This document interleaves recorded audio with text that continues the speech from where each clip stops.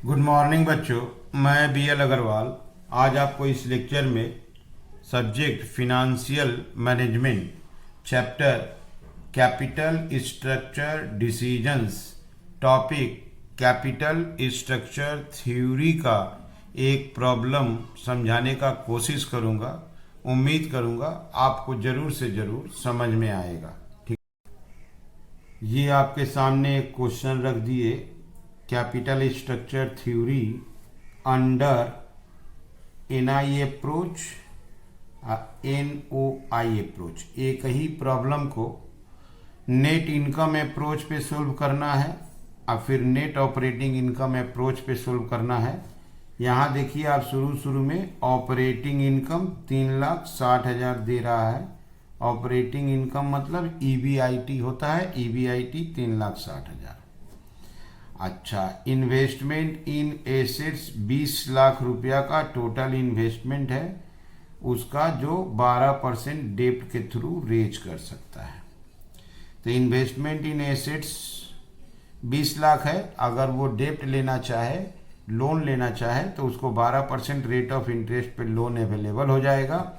बोला है NI approach से सोल्व करना है। ये देखिए KE 18% है।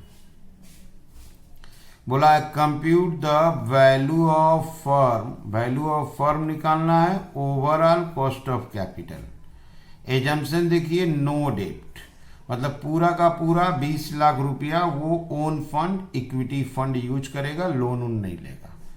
दोबारा देखिए 6 लाख रुपया डेप्ट लेगा। 6 लाख रुपया डेप्ट लेता है तो 20 लाख का इन्वेस्टमेंट है, 6 लाख रुपया डेप्ट से आ जाएगा, तो रिमेनिंग वो इक्विटी से ले आएगा। तो हमको लाना क्या है, वैल्यू ऑफ फर्म निकालना है और weighted average cost of capital that is हमको KO लाना है। ये बनाना है नेट इनकम अप्रोच से।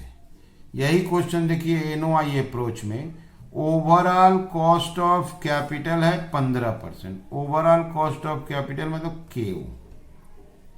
हमको वैल्यू ऑफ फर्म लाना है, वैल्यू ऑफ इक्विटी शेयर लाना है, कॉस्ट ऑफ इक्विटी लाना है। सेम एजम्पशन है नो डेप्ट, और डेप्ट आपका 6 लाख, कोई टैक्स नहीं होगा। तो EBIT 360, KD 12%, KE 18%। और एक बार डेप्ट नील मानेंगे, एक बार 6 लाख मानेंगे। इसको सोल्व करेंगे AB, वैल्यू ऑफ फर्म निकालेंगे, KO निकालेंगे। फिर वही क्वेश्चन रहेगा, EBIT 360, KD 12%, KO 15% लेंगे। Value of firm, value of equity, cost of equity निकालेंगे व्हेन डेप्ट इज नील और 6 लाख। चलिए इसको सोल्व करके देखते हैं। ये रख दिया आपके सामने format. Computation of value of firm भी कैलकुलेट करना है, overall cost of capital KO निकालना है under net income approach that is NI approach. Operating income that is EBIT। EBIT आपका दिया हुआ था 3,60,000। ये देखिए दो कॉलम रखे हैं, पहला कॉलम नो डेप्ट और दूसरा में डेप्ट 6 लाख माइनस इंटरेस्ट। यहाँ डेप्ट नहीं है तो इंटरेस्ट डैश। इंटरेस्ट रेट 12% था तो 6 लाख का डेप्ट पे 72,000 इंटरेस्ट आ जाएगा। अब ये जो आया इसी का नाम हो जाएगा अर्निंग्स। इसी को हम लोग E से डिनोट करते हैं। ये पूरा 3,60,000 का 360 रह गया, सॉरी यहाँ 360 था तो ये आपका 288 हो गया। क्लियर। अब हम लोग लाएंगे वैल्यू ऑफ इक्विटी।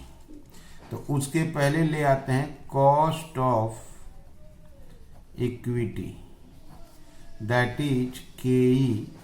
KE आपका कॉस्ट ऑफ इक्विटी 18% था, 0.18। अब लाते हैं value of equity. Value of equity को एस से डिनोट करेंगे एस बराबर होगा ई डिवाइडेड बाई के। यहाँ ई देखो आप 3,60,000 है और के आपका 0.18 है, तो यहाँ आ गया आपका 20 लाख। ओके, और यहाँ देखो आपका 288 है और डिवाइडेड बाई 0.18, ये आ गया आपका 16 लाख। ठीक, अब इसमें लाएंगे value of debt, value of debt that is D, और डी बराबर होता है आई के डी। ओके, तो यहां तो डेप्ट था नहीं और यहां डेप्ट आपका 6 लाख। अब इसको ऐड कर देंगे, ऐड करने से आपका आएगा वैल्यू ऑफ फर्म, ऐड करने से वैल्यू ऑफ फर्म भी आ जाएगा, ये होगा 20 लाख और ये हो जाएगा 22 लाख। तो क्या किए पहले आप देखो, ईबीआईटी दिया हुआ था, इंटरेस्ट माइनस किए, यहाँ नो डेप्ट डैश, यहाँ 6 लाख डेट है, आपका 12% इंटरेस्ट है, 72,288 आया, कॉस्ट ऑफ इक्विटी 18% दिया हुआ था, वैल्यू ऑफ इक्विटी निकाल दिए, that is E divided by के ई के हेल्प से 20 लाख 16 लाख। वैल्यू ऑफ डेप्ट यहाँ था नहीं डैश, और यहाँ 6 लाख जोड़ दिए, 20 लाख और 22 लाख आ गया। और लास्ट आपको कैलकुलेट करना है overall cost of capital, that is के ओ। के ओ बराबर ईबीआईटी डिवाइडेड बाई भी। फर्स्ट कॉलम में ईबीआईटी देखिए 3,60,000 है, 3,60,000, और भी देखिए 20 लाख है, ये आ गया आपका 0.18, दैट इज 18%। यहां देखिए आपका ईबीआईटी वही 3,60,000 है, अब वैल्यू ऑफ फर्म 22 लाख है, 16.36, 0.1636, 0.1636, दैट इज 16.36% हो गया। तो ये क्वेश्चन सोल्व हो गया आपको एज पर एनआई अप्रोच। आप एक बार क्वेश्चन को देख लो। ईबीआईटी 3,60,000 था, केडी आपका 12% था, एनआई अप्रोच में केई 18% दिया हुआ है। हमको वैल्यू ऑफ फर्म और कॉस्ट ऑफ कैपिटल कैलकुलेट करना है दो बार, एक बार नो डेप्ट, एक बार डेप्ट 6 लाख। क्वेश्चन यही है, ईबीआईटी है 360, केडी आपका 12%, एनओआई अप्रोच में सोल्व करना है, केओ दिया हुआ है 15%, वैल्यू ऑफ फर्म निकालना है, वैल्यू ऑफ शेयर निकालना है, कॉस्ट ऑफ इक्विटी निकालना है। वही दो एजम्पशन है, नो डेप्ट और डेप्ट 6 लाख। ठीक है, ये रख दिया आपके सामने computation of value of firm, value of equity, cost of equity under net operating income approach. सबसे पहले operating income, operating income that is आपका ईबीआईटी। ईबीआईटी इसमें 3,60,000 था, इसमें भी 3,60,000 था। Overall cost of capital, overall cost of capital केओ, केओ आपका 15% था, 0.15, 0.15। अब ले आते हैं value of firm, value of firm भी equal to EBIT divided by Q. ठीक, तो 3,60,000 डिवाइडेड बाई 0.15, ये आ गया आपका 24 लाख। ठीक है, इसका भी आ गया 24 लाख।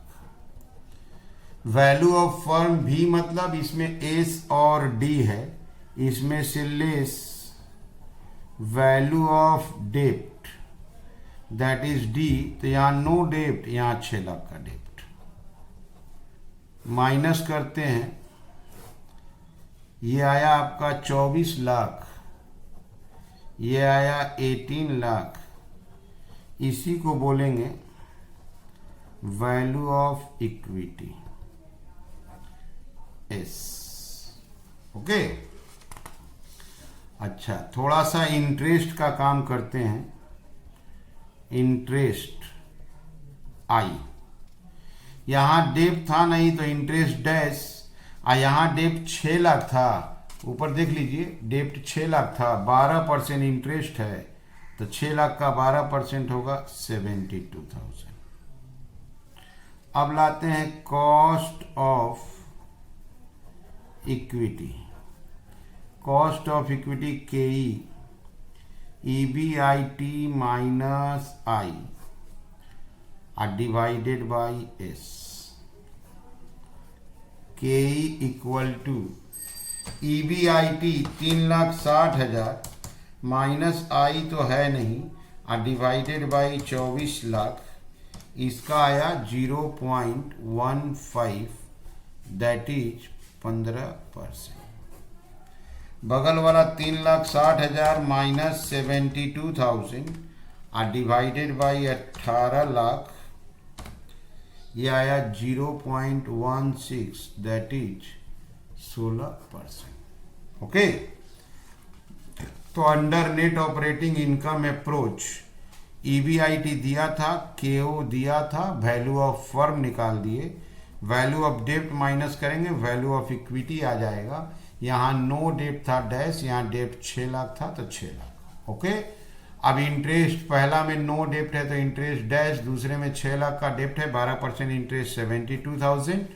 अब हमको के लेना है, cost of equity EBIT minus interest divided by value of equity, इसका 15% आया, इसका 16% आया। ठीक है, तो उम्मीद करते हैं आपको NI अप्रोच और NOI अप्रोच दोनों ही समझ में आया होगा। Okay, thank you, bye.